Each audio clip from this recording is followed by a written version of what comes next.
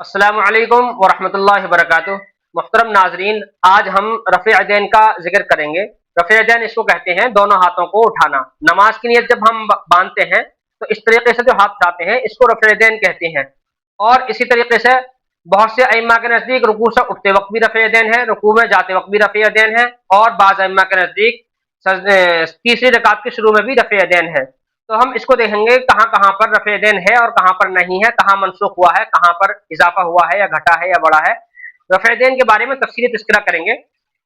किताबुस सलाह तहफ़्फ़ुज़ुल तिरमिज़ी शरीफ किताबुस सलाह से, और मेरे हाथ में शरह है ये तहफ़्फ़ुज़ुल अलमई जिल्द सानी का पहला ही बाब है।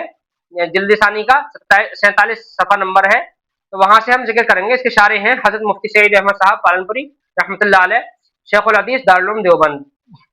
तो तमाम अइम्मा इस बात पर मुत्तफ़िक़ हैं कि तकबीर तहरीमा के साथ रफ़े यदैन सुन्नत है। इसी तरह तीन जगहों को छोड़कर पूरी उम्मत मुत्तफ़िक़ है कि बाकी तकबीरात के साथ रफ़े यदैन नहीं किया जाएगा। अलबत्ता तीन जगहों में, यानी रुकू में झुकते वक्त, रुकू से उठते वक्त और तीसरी रकात के शुरू में रफ़े यदैन किया जाएगा या नहीं, इसमें इख्तिलाफ है।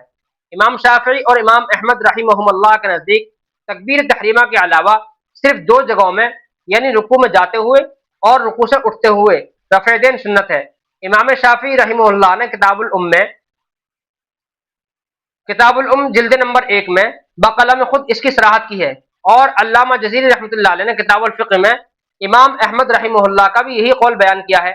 मगर शवाफ़ी तीसरी रकात के शुरू में भी रफ़े यदैन को सुन्नत कहते हैं। और इमाम आज़म और इमाम मालिक रहिमहुमुल्लाह के नज़दीक तकबीर तहरीमा के अलावा पूरी नमाज में किसी जगह रफ़े यदैन सुन्नत नहीं है, बल्कि साहिबे मुनियतुल मुसल्ली ने इसको मकरूह लिखा है, और अबू बकर अल जस्सास ने अहकामुल कुरान में मकरूह न होने की सराहत की है, और अल्लामा बिन्नूरी रहमतुल्लाह अलैह ने इसी कौल को तरजीह दी है मारिफुस सुनन में।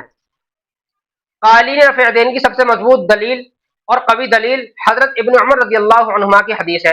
हज़रत इब्न उमर रज़ियल्लाहु अन्हुमा की हदीस को हम पहले उर्दू में सुनाते हैं, और फिर जब इबारत पढ़कर सुनाएंगे तो उसमें ये हज़रत इब्न उमर रज़ियल्लाहु अन्हु की हदीस आ जाएगी।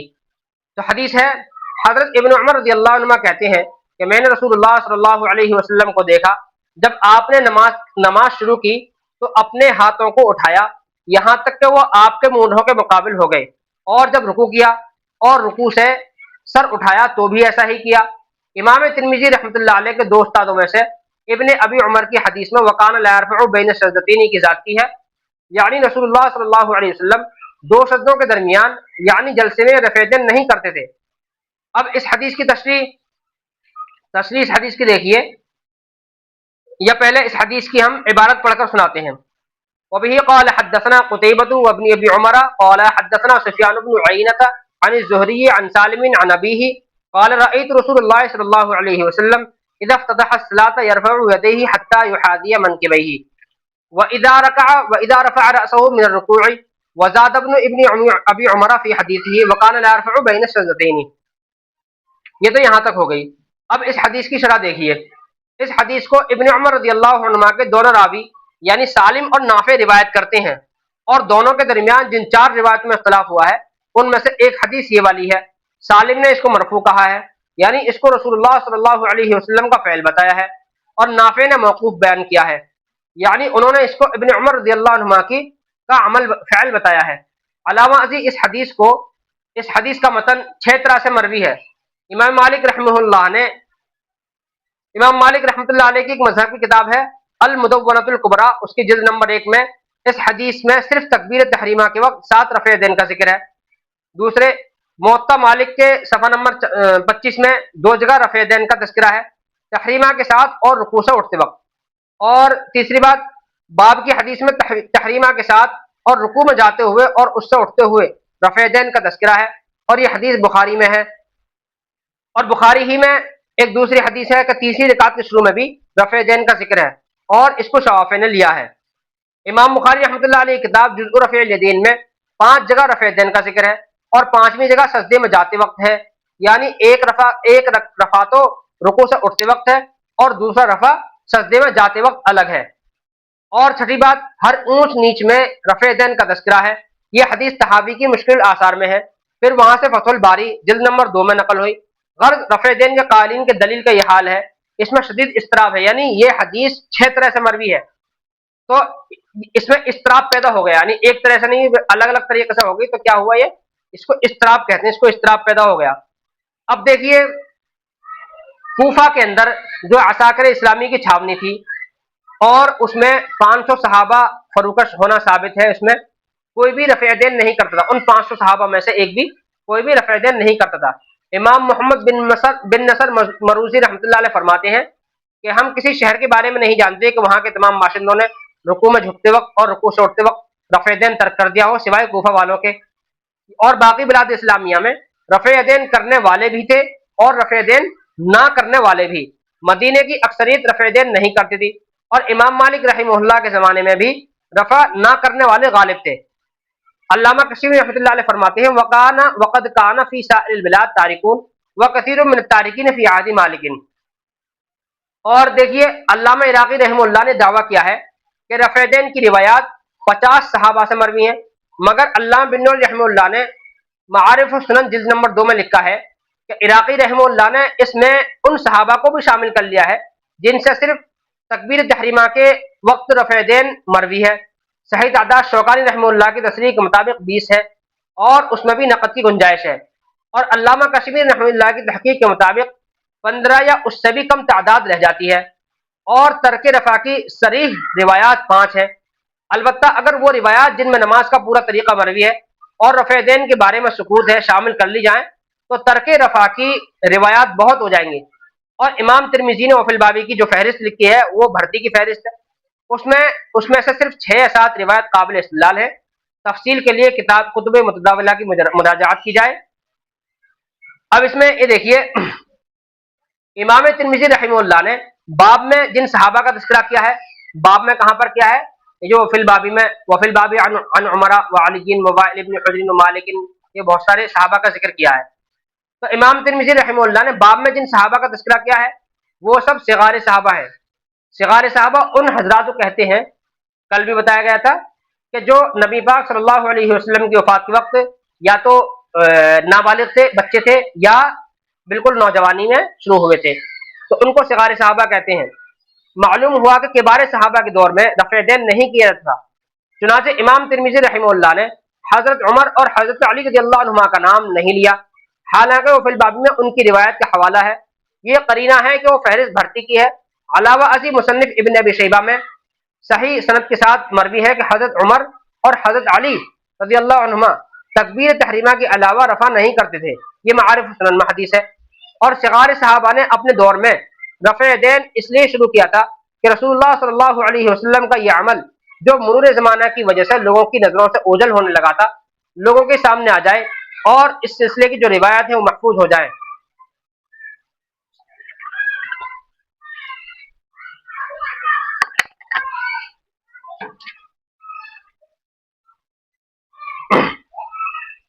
اب یہ حدیث جو ہم نے پڑھی تھی اس کا ترجمہ کرنے کی تو ضرورت ہے نہیں، ترجمہ سیدھا سیدھا ہے۔ حضرت ابن عمر کی حدیث میں وکانہ لا یرفع بین الصدرین والا جملہ ابن ابی عمر کے علاوہ فضل بن صباح بھی بڑھاتے ہیں، اور اسی کی سند امام ترمذی رحمہ اللہ نے لکھی ہے۔ عبداللہ بن مبارک نے ابن عمر کی حدیث کو، جس کو ابن شہاب زہری سالم سے روایت کرتے ہیں، صحیح قرار دیا ہے، اور انہوں نے ابن مسعود کی اس حدیث کے بارے میں جس میں وہ رسول اللہ صلی اللہ علیہ وسلم کا صرف پہلی مرتبہ یعنی صرف تکبیر تحریمہ میں رفع دین کرنا بیان کرتے ہیں، یہ بات کہی ہے کہ وہ ثابت نہیں۔ پھر امام ترمذی رحمہ اللہ نے ابن المبارک کے اس قول کی سند لکھی ہے۔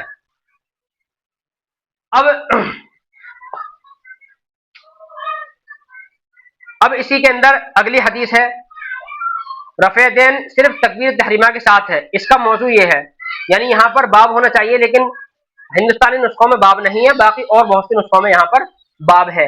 وہ کن کن نسخوں میں ہے چاہے تو ہم بتا سکتے ہیں۔ شیخ محمد عابد سندی رحمۃ اللہ علیہ کا ترمذی کا قلمی نسخہ جو مدینہ کے ایک دفارے میں آج تک محفوظ ہے، اس میں یہاں پر باب ہے۔ اسی طریقے سے شیخ سالم بن عبداللہ بصری کا ترمذی کا ایک نسخہ کراچی کے قریب پیر جھنڈا نامی ایک جگہ کے ایک لائبریری میں ہے، محفوظ ہے، اس میں بھی یہاں پر باب ہے۔ اسی طریقے سے بہت سے ہیں۔ بہرحال وہ حدیث کیا ہے، حضرت ابن مسعود رضی اللہ عنہ نے ایک مرتبہ اپنے تلامذہ سے فرمایا، کیا میں تمہیں رسول اللہ صلی اللہ علیہ وسلم کی نماز پڑھ کر نہ دکھاؤں؟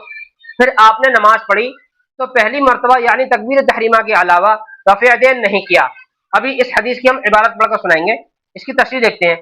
جب ابن مسعود رضی اللہ عنہ نے نماز پڑھنے سے پہلے یہ فرمایا کہ کیا میں تمہیں رسول اللہ صلی اللہ علیہ وسلم کی نماز پڑھ کر نہ دکھاؤں، تو اب آپ کی پڑھی ہوئی نماز حکماً مرفوع ہو گئی، اور حدیث مرفوع میں قیاس کا دخل نہیں ہوتا۔ حضرت صلی اللہ علیہ وسلم کی طرف کسی بات کی نسبت علم مشاہدے پر ہی مبنی ہو سکتی ہے، خیال پر مبنی نہیں ہو سکتی۔ اور وہ حدیث دیکھیے، وبه قال حدثنا حناد قال حدثنا وكيع عن سفيان عن عاصم بن كليم عن عبد الرحمن بن الاسود عن علقمة قال قال عبد الله بن مسعود الا اصلي بكم صلاة رسول الله صلى الله عليه وسلم فصلى فلم يرفع الا في اول مرة۔ اب یہاں سے دو بات جان لینی چاہیے۔ پہلی بات، دونوں بابوں کا خلاصہ یہ ہے کہ رفع دین کا ثبوت تسلیم کرنا بھی ضروری ہے، اور عدم رفع دین کا ثبوت تسلیم کرنا بھی ضروری ہے۔ عدم کا مطلب یہ ہے کہ رفع دین نہ کرنے کا ثبوت، اور رفع دین کرنے کا ثبوت، دونوں کا ثبوت تسلیم کرنا ضروری ہے۔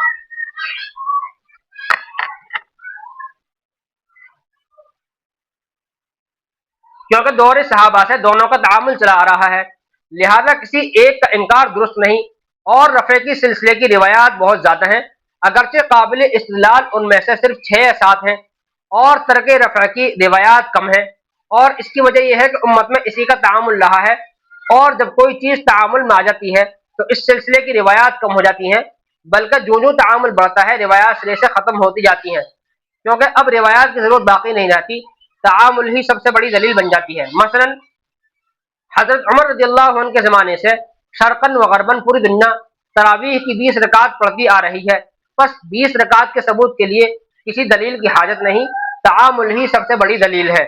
اسی طرح کلمہ اسلام لا الہ الا اللہ محمد رسول اللہ کی اور قرآن کریم کی کوئی مخصوص سند نہیں، کیونکہ اس کی قطعاً حاجت نہیں، اور یہ دونوں باتیں طبقتاً عن طبقتاً روایت ہوتی آ رہی ہیں، بس اب فلان عن فلان کی کیا حاجت ہے۔ دوسری بات، تمام ائمہ فی الجملہ رفع دین میں نسخ تسلیم کرتے ہیں، کیونکہ صحیح احادیث سے سجدے میں جاتے وقت نسائی میں، اور دونوں سجدوں کے درمیان ابو داود میں، اور دوسری رکعت کے شروع میں ابو داود جلد نمبر 1 میں، اور تیسری رکعت کے شروع میں بخاری جلد نمبر 1 میں، اور ہر اونچ نیچ میں ابن ماجہ میں رفع دین کرنا ثابت ہے، مگر محل نظام رکوع میں جاتے وقت اور رکوع سے اٹھتے وقت رفع دین ہے۔ باقی تمام جگہوں میں تمام ائمہ نسخ تسلیم کرتے ہیں، نسخ مطلب کہ منسوخ ہو گیا، پہلے زیادہ تھا پھر کم ہو گیا، مطلب یہ ہے۔ اب اختلاف صرف یہ باقی ہے کہ عند رکوع اور عند رفع بھی رفع دین منسوخ ہو گیا باقی ہے۔ 2 امام یہاں بھی نسخ کے قائل ہیں، اور 2 امام ان 2 جگہوں میں نسخ کے قائل نہیں۔ بالفاظ دیگر ان اختلاف اس بات میں ہے کہ رفع دین نماز میں بڑھا ہے یا گھٹا ہے۔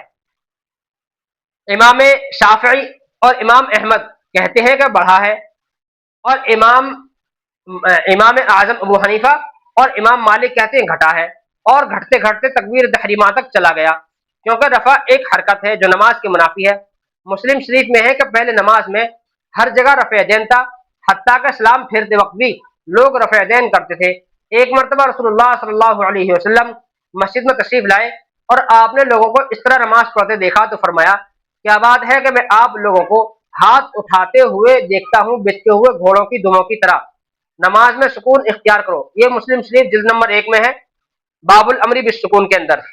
اور تکبیر تحریمہ کے ساتھ رفع کرنے میں مذائقہ نہیں، کیونکہ وہ نماز کے باہر اور اس کے بارڈر پر ہے، نماز تکبیر مکمل ہونے پر شروع ہوتی ہے، بس یہ رفع نماز سے باہر ہے۔ علاوہ ازیں اس مسئلے کو اس طرح بھی سمجھا جا سکتا ہے کہ امام اعظم ابو حنیفہ اور امام مالک ان دونوں کے نزدیک رفع محض ایک حرکت ہے جو نماز کے منافی ہے، اور امام شافعی اور امام احمد بن حنبل رحمہم اللہ کے نزدیک رفع دین نماز کی زینت ہے، یعنی رفع دین کے ذریعے نماز مزین ہوتی ہے۔ نین الفرقدین میں صفحہ نمبر 4 اور 5 میں سعید بن جبیر اور امام شافعی کے اقوال موجود ہیں کہ رفع دین نماز کی زینت ہے، مگر اس کا تقاضا یہ ہے کہ پھر ہر تکبیر کے ساتھ رفع دین ہونا چاہیے۔ اب رفع دین میں بھی یہی 2 نقطے نظر ہو سکتے ہیں، یا تو صرف تکبیر تحریمہ کے ساتھ رفع مانا جائے، اور باقی روایتوں کے بارے میں کہا جائے کہ وہ روایات صحیح ہیں مگر پہلے زمانے کی ہے جو بعد میں منسوخ ہو گئی ہیں، یا پھر ہر اونچ نیچ میں رفع مانا جائے، اور باقی روایتوں کے بارے میں کہا جائے کہ وہ پہلے زمانے کی ہیں، جبکہ صرف انہی مواقع میں رفع دین تھا۔ امام اعظم ابو حنیفہ اور امام مالک ان دونوں کے پیش نظر یہ بات ہے کہ رفع دین تدریجن ختم کیا گیا ہے اور آخر میں صرف ایک جگہ باقی رہ گیا ہے، اور ان کی یہ بات بئی وجہ راجح ہے کہ باقی دو امام بھی فی الجملہ نسخ مانتے ہیں، اور چھوٹے دو امام کا مطلب یہ ہے کہ امام شافعی اور امام احمد، اور بڑے دو امام کا مطلب یہ ہے کہ امام اعظم ابو حنیفہ اور امام مالک، اور چھوٹے دو امام یعنی امام شافعی اور امام احمد نے اضافہ فرض کیا ہے، اسی لیے وہ رفع دین کی سنیت کے قائل ہیں، مگر ان کا درمیانی مرحلے کی روایت کو لینا کسی طرح معقول نہیں۔ ان کو چاہیے تھا کہ آخری مرحلے کی روایت لیتے اور ہر خفض و رفع میں رفع دین کو سنت کہتے۔ علاوہ ازیں جب رفع دین کے ذریعے نماز مزین ہوتی ہے تو بھی ہر جگہ رفع دین باقی رکھنا چاہیے، زیور جتنا زیادہ ہوگا خوبصورتی اتنی زیادہ ہوگی۔ اب خلاصے کلام یہ نکلا کہ امام اعظم ابو حنیفہ اور امام مالک یہ بھی اس بات کو مانتے ہیں کہ رفع دین پہلے ہر اونچ نیچ میں تھا، لیکن یہ اس بات کو مانتے ہیں کہ ہر جگہ منسوخ ہو گیا، صرف ایک جگہ باقی رہ گیا تکبیر تحریمہ میں۔ اور امام شافعی اور امام احمد بن حنبل یہ بھی مانتے ہیں کہ کچھ جگہ منسوخ ہوا ہے، جیسے کہ سلام پھرتے وقت بھی رفع دین تھا پہلے، اسی طریقے سے رکوع سے اٹھتے وقت بھی تھا، اور پھر سجدے میں جاتے وقت بھی تھا۔ تو یہ بھی مانتے ہیں کہ نسخ ہوا ہے، مگر انہوں نے مانا ہے کہ ان جگہ پر ہے، یعنی کہ تکبیر تحریمہ میں تو ہے ہی، سب مانتے ہیں، رکوع میں جاتے وقت اور رکوع سے اٹھتے وقت اور تیسری رکعت کے شروع میں، یہ تین جگہ اضافہ مانتے ہیں تکبیر تحریمہ کے علاوہ۔ اور امام اعظم ابو حنیفہ اور امام مالک یہ ہر جگہ منسوخ مانتے ہیں، صرف تکبیر تحریمہ میں رفع دین کو منسوخ نہیں مانتے۔ تو خلاصے کلام یہ نکلا کہ ہم جیسے حنفی ہیں تو ہم صرف ایک جگہ تکبیر تحریمہ کے وقت میں رفع دین کریں گے، باقی جگہ نہیں کریں گے۔ السلام علیکم۔